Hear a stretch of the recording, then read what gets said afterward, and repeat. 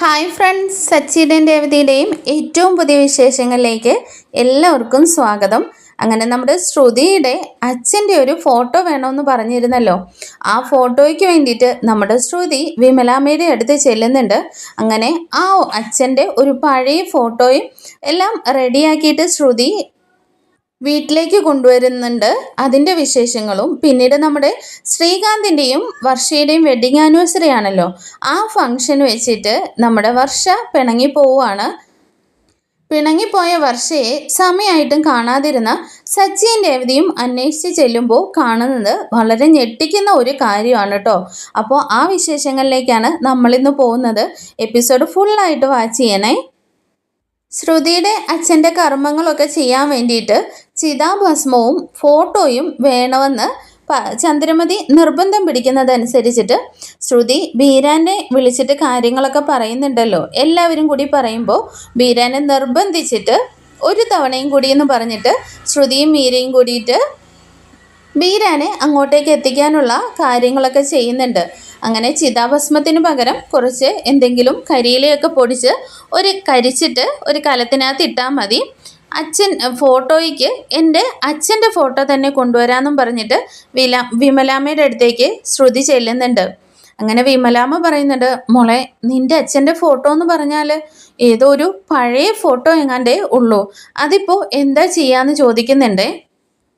വിമലാമ്മയാണെങ്കിൽ ശ്രുതിയോട് വീണ്ടും പറയുന്നുണ്ട്, കല്യാണി എന്തായാലും ഒന്നുകൂടി ആലോചിച്ചിട്ട് പോരെ.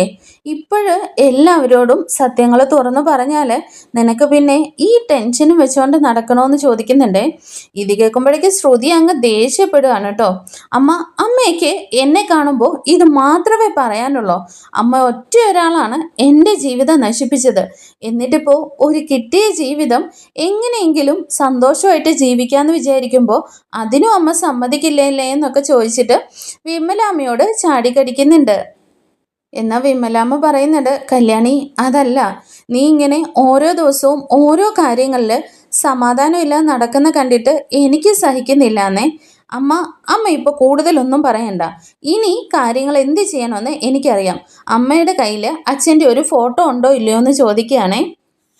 അങ്ങനെ വിമലാമ്മയാണെങ്കിൽ അവിടെ ഇരുന്ന ഒരു പഴയ ശ്രുതിയുടെ അച്ഛൻ്റെ ഫോട്ടോ എടുത്ത് കൊടുക്കുന്നുണ്ട് കേട്ടോ. അങ്ങനെ ശ്രുതിയാണെങ്കിൽ ആ ഫോട്ടോ ഫോണിലേക്ക് എടുക്കുന്നുണ്ട്. ഈ സമയം വിമലാമ്മ ചോദിക്കുന്നുണ്ട്, കല്യാണി ഇപ്പോൾ എന്തിനാ അച്ഛൻ്റെ ഫോട്ടോ? ഓ, എൻ്റെ മലേഷ്യയിലെ അച്ഛൻ്റെ കർമ്മങ്ങൾ ചെയ്യാൻ വേണ്ടിയിട്ടാ.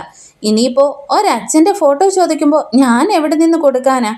അച്ഛൻ്റെ ഫോട്ടോ ആകുമ്പം വേറെ പ്രശ്നങ്ങളൊന്നും ഇല്ലല്ലോ എന്ന് പറഞ്ഞിട്ട് ശ്രുതി അവിടെ നിന്നങ്ങ് ഇറങ്ങാൻ തുടങ്ങുകയാണേ. എന്നാൽ വിമല പറയുന്നുണ്ട്, കല്യാണി എല്ലാ കാര്യങ്ങളും സൂക്ഷിച്ച് ചെയ്യണമെന്നേ. ഓ, ഇനി ഈ ഫോട്ടോയും കൊണ്ട് ചെല്ലുമ്പോൾ ആ സച്ചിയും രേവതിയും ഇനി അടുത്ത് എന്തൊക്കെ കണ്ടുപിടിക്കുമെന്ന് അറിയില്ല. അമ്മയ്ക്ക് ആ സച്ചിയും രേവതിയും ഭയങ്കര പ്രിയമാണല്ലോ. അവർ കാരണമാണ് എനിക്ക് ആ വീട്ടിൽ സമാധാനമായിട്ട് ജീവിക്കാൻ പറ്റാത്തതെന്ന് പറയുന്നുണ്ട്. എന്നാൽ വിമലാമ്മ പറയുന്നുണ്ട്, എന്തായാലും ആ ഫോട്ടോ കണ്ടിട്ട് ആരും സംശയിക്കാനൊന്നും പോകുന്നില്ല. കാരണം നിൻ്റെ അച്ഛൻ്റെ അതേ ഷേപ്പാണ് നിനക്കെന്ന് പറയുന്നുണ്ട്.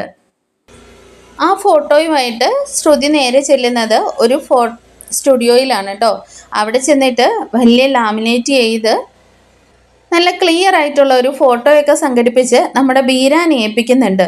അങ്ങനെ ബീരാന് അത് വീട്ടിൽ കൊണ്ടുവന്ന് കൊടുത്തിട്ട് പോവുകയാണ് കേട്ടോ. അതിന് ശേഷമായിട്ട് നമ്മുടെ ചന്ദ്രമതി ആണെങ്കിൽ പെട്ടെന്ന് തന്നെ വന്ന് നോക്കുന്നുണ്ട്. ആഹാ, ശ്രുതി നിൻ്റെ അച്ഛൻ്റെ ഫോട്ടോ ആണല്ലോ, ശ്രുതിയെ പോലെ തന്നെ ഇരിക്കുന്നു. എന്തായാലും ഒന്ന് നേരിട്ട് കാണാൻ പറ്റിയില്ലല്ലോ എന്നൊക്കെ പറഞ്ഞിട്ട് ചന്ദ്രമതി ഭയങ്കര പ്രാർത്ഥനയൊക്കെയാണ് കേട്ടോ ആ ഫോട്ടോ നോക്കിയിട്ട്. ഈ സമയം രേവതിയും സച്ചിയും കൂടി വന്നിട്ട് ആ ഫോട്ടോ ഇങ്ങനെ നോക്കുന്നുണ്ട്. എന്നിട്ട് മുഖത്തോട് പരസ്പരം ഇങ്ങനെ നോക്കിയിട്ട് രേവതി പറയുന്നുണ്ട്, സച്ചിയേട്ടാ ഇതെന്താണെന്നൊന്നും മനസ്സിലാവുന്നില്ലല്ലോ. ഇത് ശ്രുതിയുടെ അച്ഛൻ്റെ ഷേപ്പൊക്കെ ഉണ്ട്. അപ്പോൾ പിന്നെ നമ്മൾ വിചാരിച്ചതൊക്കെ തെറ്റായിരിക്കുമെന്നേ. എന്നാലും സച്ചി പറയുന്നുണ്ട്, രേവതി എന്തായാലും ഇവളുടെ അച്ഛനാണെങ്കിൽ ബാക്കി കാര്യങ്ങളൊക്കെ ഫോട്ടോയിൽ വിളക്ക് വെച്ച് കത്തിക്കുകയൊക്കെ ചെയ്യുമല്ലോ. അപ്പോൾ എന്തായാലും ജീവിച്ചിരിക്കുന്ന ആൾക്ക് മാലയിട്ട് വെക്കാനായിട്ട് ഏതൊരു മകളും തയ്യാറാവില്ലല്ലോ, നമുക്കത് നോക്കാമെന്ന് പറയുന്നുണ്ട്.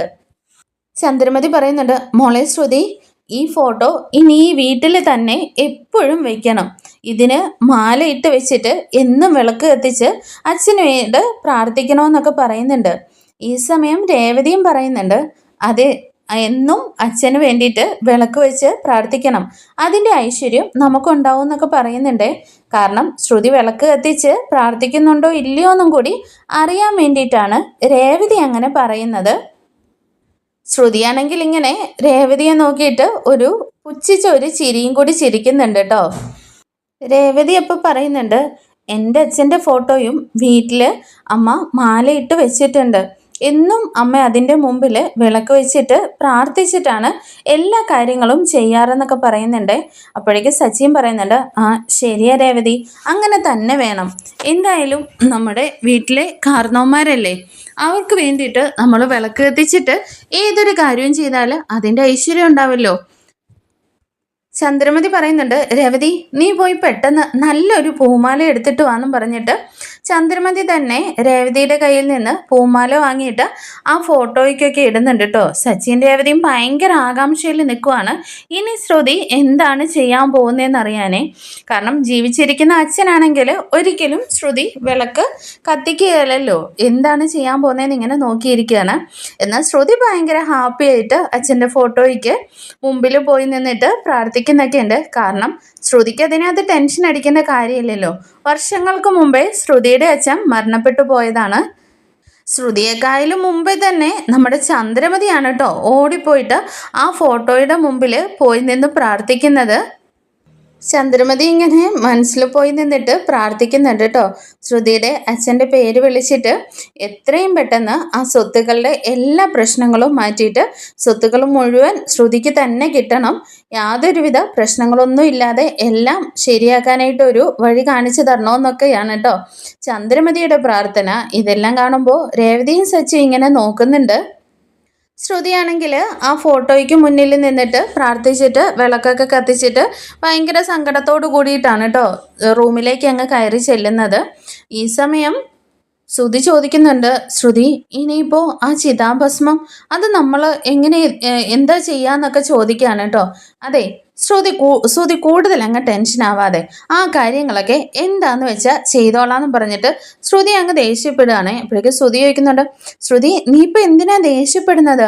അല്ല നമ്മൾ കർമ്മങ്ങളൊക്കെ കൃത്യമായിട്ട് ചെയ്തില്ലെങ്കിൽ സച്ചി പറഞ്ഞതുപോലെ ശ്രുതിയുടെ അച്ഛൻ്റെ ആത്മാവ് ഇവിടെ എങ്ങാനും വന്നാലോ, അത് നമുക്ക് പ്രശ്നമില്ലേ എന്നൊക്കെ ചോദിക്കുന്നുണ്ട്.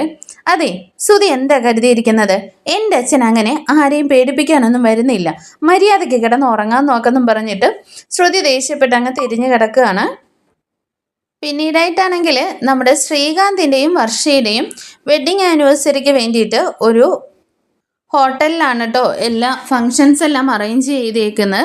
ശ്രീകാന്തിന് ബിസി ആയതുകൊണ്ട് തന്നെ എല്ലാ കാര്യങ്ങളും നമ്മുടെ സച്ചിൻ രേവതിയും നോക്കിക്കോളാം എന്നാണ് പറഞ്ഞിരിക്കുന്നത്. അങ്ങനെ ഡ്യൂട്ടി കഴിഞ്ഞ് ശ്രീകാന്ത് എത്തുമ്പോഴും വർഷ ഇതുവരെ ഇങ്ങെത്തിയിട്ടില്ല കേട്ടോ. കാരണം ആ മേഡത്തിനെ പൊക്കിയെടുത്തുകൊണ്ട് നിൽക്കുന്നതാണല്ലോ നമ്മുടെ വർഷ കണ്ടത്. എന്നാൽ വീണതാണെന്നോ കാല് വയ്യാഞ്ഞിട്ട് ഹോസ്പിറ്റലിൽ കൊണ്ടുപോയതാണെന്നോ ഒന്നും മനസ്സിലാക്കാതെ നമ്മുടെ വർഷ ഈ കാഴ്ച കണ്ടിട്ട് നേരെ അങ്ങ് പിണങ്ങി പോവുകയാണ് ചെയ്തിരിക്കുന്നത്. അങ്ങനെ ശ്രീകാന്ത് ആകെ ടെൻഷൻ അടിച്ചിരിക്കുകയാണ്. ഇതുവരെ വർഷ എത്താത്തത് കൊണ്ട് തന്നെ ആ മേഡത്തിനെ ഹോസ്പിറ്റലിലാക്കിയിട്ട് ശ്രീകാന്ത് നേരെ ഹോട്ടലിലേക്ക് എത്തുന്നുണ്ട്. എന്നാൽ ചന്ദ്രോദയത്തിൽ നിന്ന് എല്ലാവരും ആ ഹോട്ടലിൽ എത്തിയിട്ടും വർഷ ഇതുവരെ എത്തിയിട്ടില്ല. എല്ലാവരും വന്നിട്ട് ശ്രീകാന്തിനോട് ചോദിക്കുന്നുണ്ട്, അല്ല വർഷ എവിടെയെന്നേ. അപ്പോഴേക്ക് ശ്രീകാന്ത് ആകെ ഇങ്ങനെ പരിഭ്രമിക്കുകയാണ് കേട്ടോ. അപ്പോഴേക്ക് ചന്ദ്ര ചോദിക്കുന്നുണ്ട്, എടാ എന്തിയെ അവൾ ഇതുവരെ വന്നില്ലേ? അത് അമ്മേ അവൾക്ക് ഇന്ന് അർജൻറ്റായിട്ടൊരു ഡബ്ബിങ് ചെയ്ത് തീർത്തു കൊടുക്കാനുണ്ട്, അവൾ ഇപ്പം തന്നെ എത്തിക്കോളൂ എന്ന് പറയാണ് കേട്ടോ. അപ്പോഴേക്ക് ശ്രുതി ചോദിക്കുന്നുണ്ട്, വർഷ ഇതുവരെ എത്തിയില്ലെന്നാണോ പറയുന്നത്? ഇന്ന് നിങ്ങളുടെ വെഡ്ഡിങ് ആനിവേഴ്സറി അല്ലേന്നേ. അപ്പോഴേക്കും രവിയും പറയുന്നുണ്ട്, അതെ ഞങ്ങളെ എല്ലാവരെയും വിളിച്ചിട്ട് നിങ്ങളല്ലേ ഈ ഫംഗ്ഷൻ അറേഞ്ച് ചെയ്തത്, അപ്പോൾ നിങ്ങൾ പോലും ഇന്ന് സമയത്തിന് എത്തിയില്ലേ പിന്നെ ആരാണ് ഇതെല്ലാം ഇങ്ങനെ കൃത്യമായിട്ട് ചെയ്യേണ്ടതെന്ന് രവിയും ചോദിക്കുന്നുണ്ട്.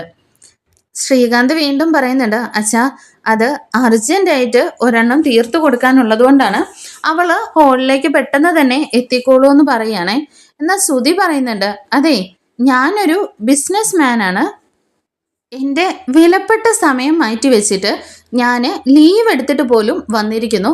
എന്നിട്ടും നിങ്ങൾക്ക് എത്താൻ സമയമായില്ലേ എന്ന് ചോദിക്കുന്നുണ്ട്. എന്നാൽ സച്ചി പറയുന്നുണ്ട്, എടാ ഒന്ന് വായടയ്ക്കടാ, 24 മണിക്കൂറും ഞാനൊരു ബിസിനസ്മാനാണെന്ന് സ്വയം ഓർമ്മിപ്പിച്ചുകൊണ്ടിരിക്കുന്ന എന്തിനാ? നിന്റെ വിലപ്പെട്ട സമയം എന്ന് പറഞ്ഞിട്ട് സച്ചി സുധിയുടെ വായം കടുപ്പിക്കുന്നുണ്ട് കേട്ടോ. ഈ സമയം ചന്ദ്ര പറയുന്നുണ്ട്, അല്ല, അല്ലെങ്കിൽ തന്നെ നിന്റെ ഭാര്യ ആര് പറയുന്നതാണ് കേൾക്കുന്നത്? അവളുടെ തന്നിഷ്ടത്തിനല്ലേ ചെയ്യുന്നതെന്ന് പറഞ്ഞിട്ട് ചന്ദ്ര ഇങ്ങനെ ദേഷ്യപ്പെടുന്നുണ്ട്. അമ്മേ, അവള് കറക്റ്റ് സമയത്ത് ഹോളിൽ എത്തുമെന്നല്ലേ പറഞ്ഞത്? നിങ്ങൾ എല്ലാവരും പൊക്കോന്നും പറഞ്ഞിട്ട് ശ്രീകാന്ത് അങ്ങ് അവിടെ നിന്ന് അങ്ങ് ഒഴിഞ്ഞു മാറുന്നുണ്ട്.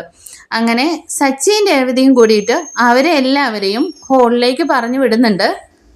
ശ്രീകാന്തിന്റെ മുഖഭാവമൊക്കെ കാണുമ്പോൾ തന്നെ സച്ചിക്കും രേവതിക്കും ചെറിയ സംശയം തോന്നുന്നുണ്ട് കേട്ടോ. അങ്ങനെ ശ്രീകാന്തിന്റെ അടുത്തേക്ക് സച്ചി ചെല്ലുന്നുണ്ട്.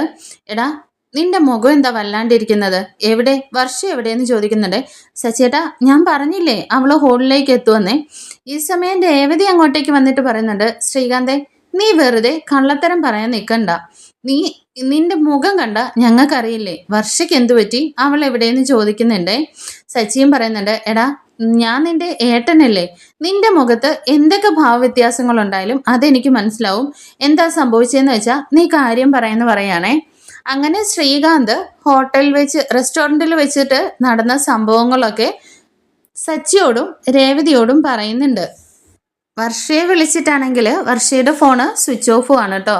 അപ്പോഴേക്കും സച്ചി പറയുന്നുണ്ട്, എടാ, നീ അവക്ക് ചെയ്തത് നല്ല കാര്യമല്ലേ? ഇതിനിപ്പോൾ വർഷ പിണങ്ങാനും തെറ്റിദ്ധരിക്കാനും എന്താ ഉള്ളതെന്നേ? അതല്ല സച്ചിയേട്ടാ, വർഷ വരുമ്പോഴേക്കും ഞാൻ പ്രിയനെ എടുത്തുകൊണ്ട് നിൽക്കുന്നതാണ് കണ്ടത്. അതിനു മുമ്പുള്ള കാര്യങ്ങളൊന്നും അവളോട് പറയാൻ പോയിട്ട് പോലും അവൾ കേൾക്കാതെ പോയതാണെന്നേ. അപ്പോഴേക്കും സച്ചി പറയുന്നുണ്ട്, അല്ല, അവളിപ്പോ ഇത്ര തെറ്റിദ്ധരിക്കാനും വേണ്ടിയിട്ട് ഇതിനെന്താ ഉള്ളതെന്നേ. രേവതി പറയുന്നുണ്ട്, സച്ചിയേട്ടാ, അങ്ങനെ കണ്ടപ്പോൾ വർഷയ്ക്ക് പെട്ടെന്ന് ഒരു സങ്കടം ഉണ്ടായി കാണും, അതാ ഉണ്ടായിരുന്നേ. പിന്നെ ശ്രീകാന്ത് അങ്ങനത്തെ ഒരാളാണോന്ന് അവൾക്ക് ഇതുവരെ അറിയില്ലേ? ഇതൊന്നും മനസ്സിലാക്കാതെ അവൾ എന്ത് ലവാ ചെയ്തേന്നൊക്കെ ചോദിച്ചിട്ട് സച്ചി വച്ചേരാണ് കേട്ടോ. അപ്പോഴേക്ക് രേവതി പറയുന്നുണ്ട്, സച്ചിയേട്ടാ ഒന്ന് പതുക്കെ പറ. എന്നാൽ ശ്രീകാന്ത് പറയുന്നുണ്ട്, സച്ചിയേട്ടാ, എനിക്ക് ആകെ അങ്ങ് പേടിയാവുന്നു. ഇനിയിപ്പോൾ ഫംഗ്ഷൻ്റെ ടൈമിൽ വർഷയെ കണ്ടില്ലെങ്കിൽ എല്ലാവരും എന്നോട് ചോദിക്കില്ലേ, ഞാൻ എന്താ മറുപടി പറയാ? ഇപ്പം തന്നെ അവളുടെ അച്ഛനും അമ്മയും അവിടെ എത്തിയിട്ടുണ്ടാവും. അവർ എന്തെങ്കിലും പ്രശ്നം ഉണ്ടാക്കുമോ ചോദിക്കാനേ. സച്ചി പറയുന്നുണ്ട്, അല്ലെങ്കിൽ തന്നെ അവർ പ്രശ്നം ഉണ്ടാക്കാൻ വേണ്ടിയിട്ട് എന്തെങ്കിലും ഒരു കാരണം നോക്കിയിരിക്കുകയാണല്ലോ എന്നേ. രേവതി അപ്പോൾ പറയുന്നുണ്ട്, സച്ചിയേട്ടാ, വർഷയുടെ ഫോണ് സ്വിച്ച് ഓഫ് ആണല്ലോ, അല്ലെങ്കിൽ നമുക്ക് അവളെ പറഞ്ഞ് മനസ്സിലാക്കി എങ്ങനെയെങ്കിലും കൊണ്ടുവരായിരുന്നേ. ശ്രീകാന്ത് ഇങ്ങനെ ടെൻഷൻ അടിച്ച് നിൽക്കുന്ന കണ്ടിട്ട് സച്ചി പറയുന്നുണ്ട്, എന്തായാലും ഈ പ്രോഗ്രാം അങ്ങനെ നശിച്ചു പോകാനൊന്നും പോകുന്നില്ല. നീ സന്തോഷമായിട്ട് സമാധാനമായിട്ട് ചെല്ല്. അവിടെ വരുന്നവരെയെല്ലാം നീ വേണമല്ലോ നോക്കിയും കണ്ടും സ്വീകരിക്കാനൊക്കെ. അപ്പോൾ എന്തായാലും ഞങ്ങൾ വർഷം കൊണ്ടിട്ട് അവിടേക്ക് വരുള്ളൂ എന്ന് പറഞ്ഞിട്ട് സച്ചി ഉറപ്പ് കൊടുത്തിട്ട് ശ്രീകാന്തിനെയും അങ്ങോട്ടേക്ക് പറഞ്ഞു വിടുന്നുണ്ട്. രേവതി പ്രത്യേകം ശ്രീകാന്തിനോട് പറയുന്നുണ്ട്, ഇനിയിപ്പോൾ വർഷ എവിടെയെന്ന് ചോദിച്ചാൽ ആരോടും നടന്ന കാര്യങ്ങളൊന്നും പറയരുത്, ഞങ്ങൾ വർഷയും കൂട്ടിയിട്ട് പെട്ടെന്ന് തന്നെ എത്തിക്കോളാന്നേ. അങ്ങനെ രേവതിയും സച്ചിയും പറഞ്ഞതനുസരിച്ചിട്ട് ശ്രീകാന്ത് പെട്ടെന്ന് തന്നെ റെഡിയാക്കിയിട്ട് ഹോളിലേക്ക് എത്തുന്നുണ്ട് കേട്ടോ.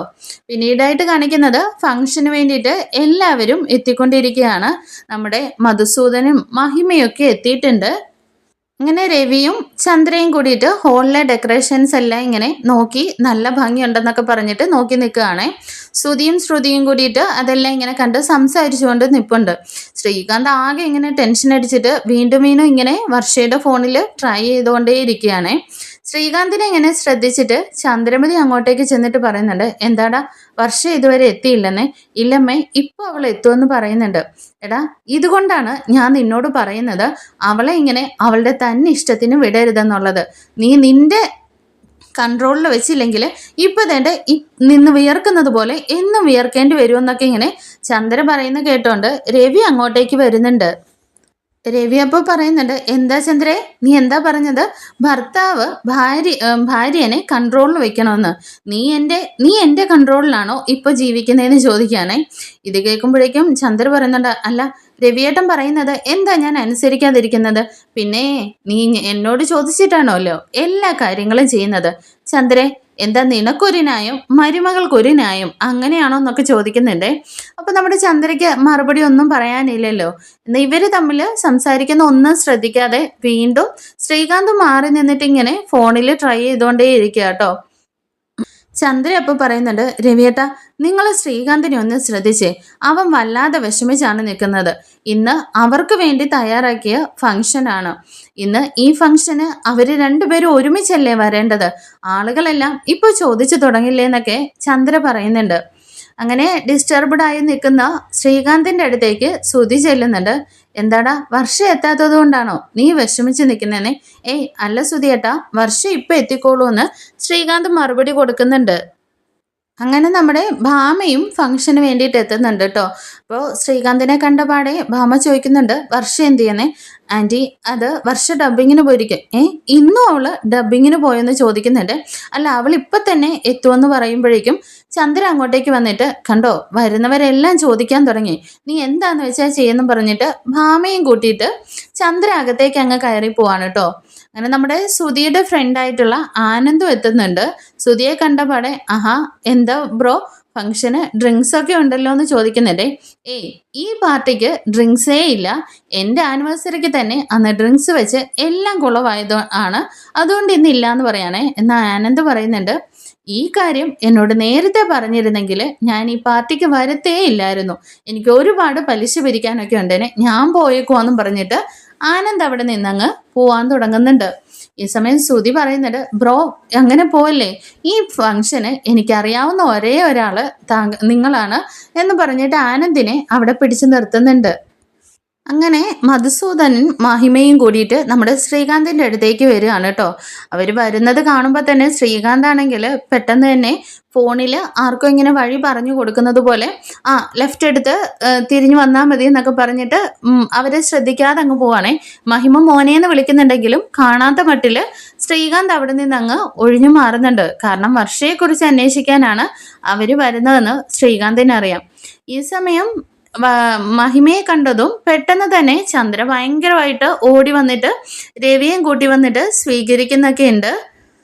ചന്ദ്രയാണെങ്കിൽ അവരെയും കൂട്ടിയിട്ട് പെട്ടെന്ന് തന്നെ ശ്രീകാന്തിൻ്റെ അടുത്തേക്ക് ചെല്ലുകയാണ് കേട്ടോ. എടാ, നിന്റെ അമ്മായിയപ്പനും അമ്മായിമ്മയാണ് വന്നിരിക്കുന്നത്, ദേ നോക്കടാന്ന് പറഞ്ഞിട്ട് ശ്രീകാന്ത് ഇങ്ങനെ ഫോൺ വിളിച്ചുകൊണ്ട് തിരിഞ്ഞു പോകാൻ ശ്രമിക്കുന്നുണ്ടെങ്കിലും ചന്ദ്രമതി പിടിവിടുന്നില്ല കേട്ടോ. ആഹാ അങ്കിൾ ആൻറ്റി എപ്പോഴാണ് വന്നതെന്ന് ചോദിച്ചിട്ട് ശ്രീകാന്ത് അവരോട് പോയി മിണ്ടുന്നുണ്ട്. മഹിമ ചോദിക്കുന്നുണ്ട്, മോനെ വർഷ എവിടെയാന്നേ? അപ്പോഴേക്ക് ചന്ദ്രമതിയാണ് അതിന് മറുപടി പറയുന്നത്, അവള് ഡബ്ബിങ്ങിന് പോയേക്കുവാന്നേ. അപ്പോൾ മധുസൂദനൻ ചോദിക്കുന്നുണ്ട്, ഇന്നും അവള് ഡബ്ബിങ്ങിന് പോയോന്നേ? ഇതുകൊണ്ടാണ് ഞാൻ അവളോട് ഈ പണി വേണ്ടെന്ന് വെക്കാൻ പറഞ്ഞിരിക്കുന്നത്. ഇന്ന് ഇവരുടെ ഫംഗ്ഷൻ വെച്ചിട്ട് പോലും അവൾ ഈ ഫംഗ്ഷന് വരാതെ ഡബ്ബിങ്ങിന് പോയെന്ന് ചോദിക്കുന്നുണ്ട്. അപ്പോൾ ശ്രീകാന്ത് പറയുന്നുണ്ട്, അല്ല അങ്കിൾ, അവൾക്ക് ഏതോ ഒരു എപ്പിസോഡ് കംപ്ലീറ്റ് ചെയ്യാനുണ്ട്, അതുകൊണ്ടാണ് പോയത്, അവൾ ഇപ്പോൾ എത്തുമെന്ന് പറയുന്നുണ്ട്. നിങ്ങളെല്ലാവരും അവിടെ പോയി ഇരുന്നോളൂ, വർഷം ഇപ്പം എത്തിക്കോളൂ എന്നും പറഞ്ഞിട്ട് ശ്രീകാന്ത് എല്ലാവരെയും ഹോളിലേക്ക് പറഞ്ഞിടുകയാണ് കേട്ടോ. രവി അവരെയും കൂട്ടിയിട്ട് ഉള്ളിലേക്ക് അങ്ങ് കയറി പോകുന്നുണ്ട്. അതിനുശേഷം ഒരുപാട് ഗസ്റ്റുകളൊക്കെ വരുന്നുണ്ട്. എല്ലാവരെയും ശ്രീകാന്ത് തനിയാണ് കേട്ടോ സ്വീകരിക്കുന്നത്. അങ്ങനെ സച്ചിയുടെ ഫ്രണ്ട് മഹേഷും അങ്ങോട്ടേക്ക് എത്തുന്നുണ്ട്. ശ്രീകാന്തിൻ്റെ മുഖം ഇങ്ങനെ വല്ലാണ്ടിരിക്കുന്ന കാണുമ്പോൾ തന്നെ മഹേഷ് ചോദിക്കുന്നുണ്ട്, എന്താടാ നിന്റെ വൈഫ് വരുമോ ഇല്ലയോ എന്ന് പേടിച്ചിട്ടാണോ ടെൻഷൻ അടിക്കുന്നതെന്നേ? ഇത് കേൾക്കുമ്പോൾ ശ്രീകാന്ത് അങ്ങ് ഞെട്ടിപ്പോവാണ് കേട്ടോ.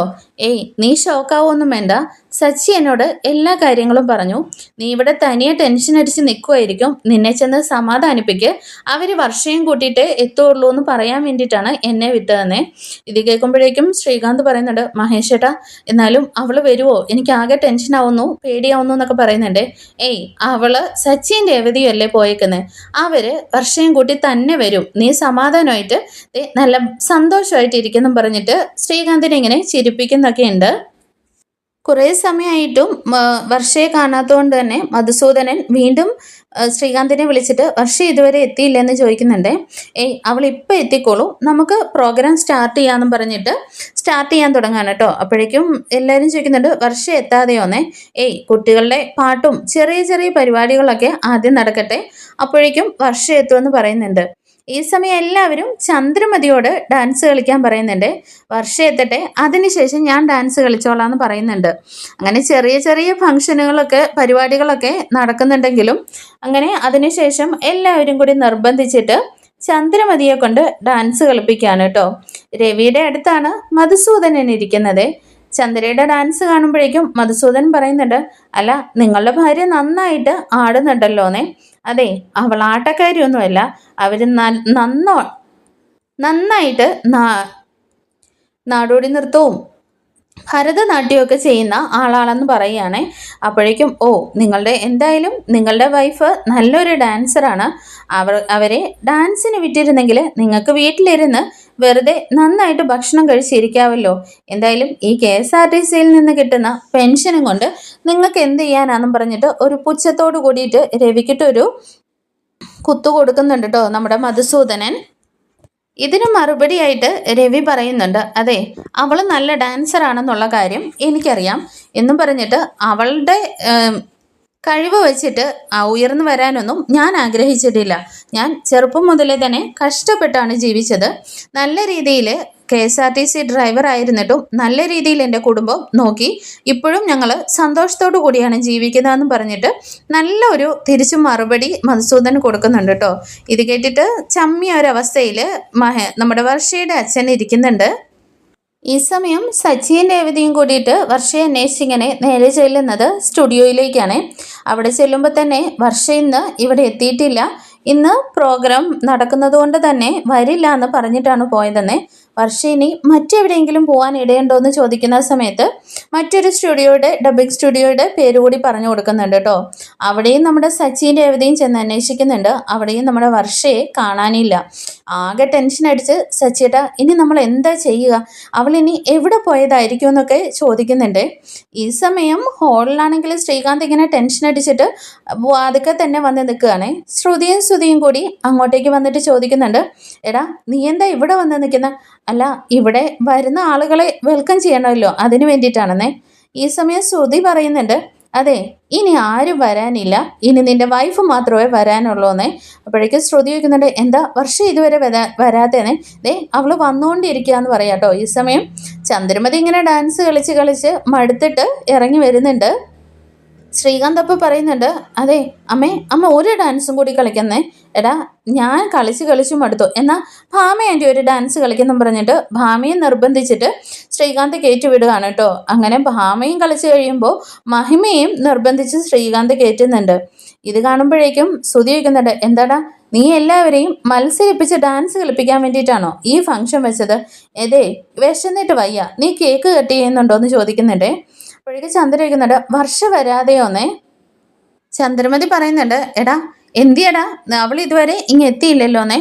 അമ്മേ അവൾ വന്നുകൊണ്ടിരിക്കുകയാണ്, ഇപ്പം എത്തുമെന്ന് പറയുന്നുണ്ട്. നീ വന്ന് സച്ചിയെ പോലെ സംസാരിക്കാനായിട്ട് പഠിച്ചിട്ടുണ്ടെന്ന് പറയാനേ. അപ്പോഴേക്കും ശ്രുതി പറയുന്നുണ്ട്, അങ്ങനെയൊന്നും പറ്റില്ലമ്മേ, സച്ചിയെ പോലെ സംസാരിക്കാനേ അവന് മാത്രമേ കഴിയുള്ളൂ എന്ന് പറയാം കേട്ടോ. ശ്രുതിയേട്ടന് ഇപ്പം എന്താ പ്രശ്നം? വിശക്കുന്നുണ്ടല്ലോ, അവിടെ ഫുഡ് റെഡി ആയിട്ടുണ്ട്, പോയി കഴിക്കുന്നും പറഞ്ഞിട്ട് ശ്രീകാന്ത് അവിടെ നിന്ന് അങ്ങ് ദേഷ്യപ്പെട്ടു പോവാണ് കേട്ടോ. അപ്പോഴേക്കും ശ്രുതി ചോദിക്കുന്നുണ്ട്, അല്ല ഇവൻ എന്തിനാ ഇപ്പം ഇങ്ങനെ ദേഷ്യപ്പെടുന്നത്? അപ്പോഴേക്കും ശ്രുതി പറയുന്നുണ്ട്, അതെ ശ്രീകാന്തിന് എന്തോ ഒരു പ്രശ്നമുണ്ട്, എന്തായാലും അതുകൊണ്ടാണ് അവൻ ദേഷ്യത്തിലിരിക്കുന്നത്, നമുക്ക് ഇവിടെ ഇരിക്കാമെന്നും പറഞ്ഞിട്ട് ശ്രുതിയെ കൂട്ടിയിട്ട് പോയിട്ട് അവിടെ അങ്ങ് ഇരിക്കുന്നുണ്ട്.